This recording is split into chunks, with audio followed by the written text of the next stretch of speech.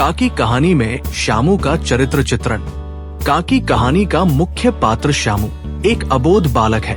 वो अपनी माँ से बहुत प्यार करता है। श्यामू मृत्यु के सच से अनजान है। माँ को भूमि पर नीचे से ऊपर तक कपड़ा ओढ़े सोते देखकर उसे आभास नहीं होता कि उनकी मृत्यु हो गई है। श्यामू भावुक, मासूम और संवेदनशील है। अपनी उम्र और समझ के अनुसार वो अपनी माँ को राम के घर से वापस लाने की योजना बनाता है। आइए श्यामू के चरित्र का विस्तृत विश्लेषण करें। नंबर 1, अगाध प्रेम।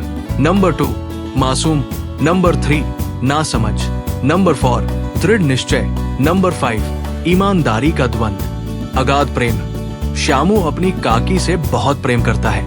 जब काकी को अंतिम संस्कार के लिए ले जाया जाता है तो वो कहता है, काकी सो रही है, उन्हें इस तरह उठाकर कहाँ लिए जा रहे हो, मैं न जाने दूं। उनकी मृत्यु के बाद भी उसका शोक गहरा रहता है। वो लगातार रोता है और उनके विरह में डूबा रहता है। वो प्राय अकेला बैठा बैठा शून्य मन से आकाश की ओर ताका करता है। मासूम। श्यामू की उम्र कम होने के कारण उसकी सोच भी मासूम है। जन्म मृत्यु के कठोर सत्य को वो समझ नहीं पाता। आसपास के बच्चों से सुनकर वो मान लेता है कि उसकी काकी अब ऊपर राम के यहाँ है। उसकी कल्पना में ये स्वर्ग कोई दूर देश नहीं बल्कि आसमान के पार स्थित एक सुखद स्थान है। यही मासूम कल्पना उसे पतंग के माध्यम से काकी को वापस लाने की योजना बनाने के लिए प्रेरित करती है। नासमझ। श्यामू की कम उम्र के कारण उसे जन्म मृत्यु के चक्र का पूरा ज्ञान नहीं है। वो ये नहीं समझता कि मृत्यु के बाद वापसी नहीं होती। यही वजह है कि वो पतंग के माध्यम से काकी को वापस लाने की योजना बनाता है। उसे ये नहीं पता कि काकी को पतंग के सहारे नीचे नहीं लाया जा सकता है। उसकी ये अनभिज्ञता उसकी मासूमियत को और भी निखार देती है। दृढ़ निश्चय।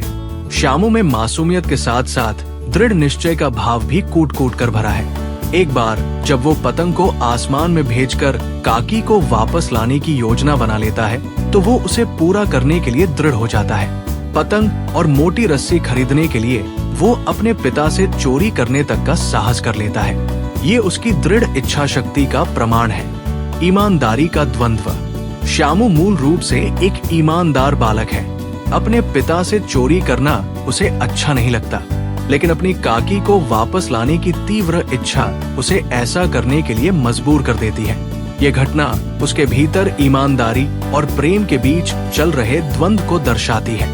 अतः उपयुक्त बातों से ये पता चलता है कि श्यामू एक नादान बालक है जो कि अपनी माँ से बहुत प्रेम करता है और उन्हें हर हाल में पाना चाहता है। उसका भोलापन और नादानी पाठकों के मन में गहरा प्रभाव डालती है। Like, comment and subscribe.